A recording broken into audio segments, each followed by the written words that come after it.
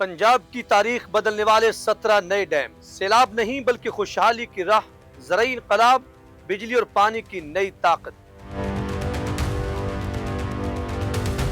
नाजरीन, पंजाब में 17 नए खूबसूरत डैम, कालाबाग और बादशाह डैम को भूल जाएं। पानी से अरबों कमाने का पाकिस्तानी फार्मूला। नाजरीन, पानी जो जिंदगी देता है, अगर बेकाबू हो जाए तो पूरी कौम का मुस्तकबिल बहा ले जाता है। पाकिस्तान उन ममालिक में शामिल है जो मौसमियाती तब्दीलियों के सबसे बड़े निशाने पर है। जरा सोचें, 2022 के गैर मुनज़्ज़म सैलाब ने हमारे खेतों शहरों को रौंदते हुए कौमी मईशत को 15.2 अरब डॉलर का नुकसान पहुँचाया और खतरा अभी भी टला नहीं।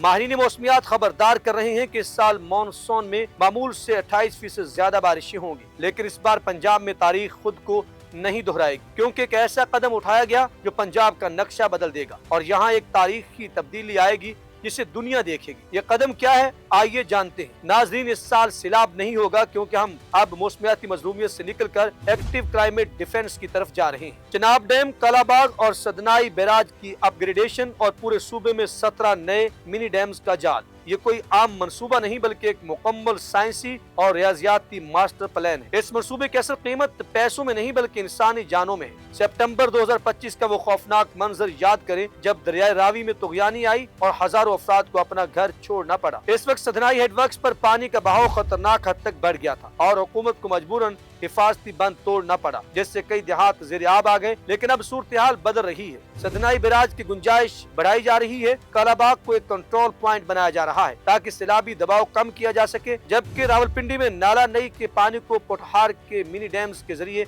कंट्रोल किया जाएगा। ये डैम्स इजाफी बारिशों के लिए स्पीड ब्रेकर का काम करेंगे। आमतौर पर डैम बनाने में दहाइयां लगती हैं, लेकिन ये नए डैम चंद हफ्तों में मुकम्मल हो सकते हैं। पाकिस्तान को बड़े डैम्स की जरूरत अपनी जगह मौजूद है, जैसे तरबेला, मंगला और बादशाह डैम, लेकिन ये 17 नए डैम मुख्तलिफ है। ये एक टेक्निकल वाटर सिस्टम है। ये डैम कंक्रीट के नहीं बल्कि जदीद रबर टेक्नोलॉजी से बनाए जा रहे हैं, जिन्हें 30 से 40 मिनट में फाल किया जा सकता है। अब अगर हम लागत का मवाजना करें तो नाज़रीन, बादशाह डैम अरबों डॉलर का मंसूबा है, जबकि एक छोटा रबर डैम बहुत कम लागत में लाखों गैलन पानी जखीरा कर सकता है। यानी पानी जखीरा करने के लिहाज से छोटे डैम कई गुना सस्ते हैं। लेकिन याद रखें, बड़े डैम बिजली भी पैदा करते हैं। बादशाह डैम 4500 मेगावाट बिजली देगा, जबकि रबर डैम बिजली पैदा नहीं करते। इसलिए दोनों की अपनी अपनी अहमियत है। एक और अहम हकीकत यह है कि पाकिस्तान हर साल तकरीबन 11,000 मिलियन क्यूबिक मीटर बारिश का पानी जाया करता है, जो सीधा समंदर में चला जाता है। अगर हम इसका सिर्फ 50% भी महफूज कर लें तो ये एक बहुत बड़ा जखीरा बन सकता है। ये डैम्स ज़राई इनकलाब भी लाएंगे। बरानी इलाकों में गंदम की पैदावार दुगनी हो सकती है, जबकि ज़ेरे ज़मीन पानी की सतह को भी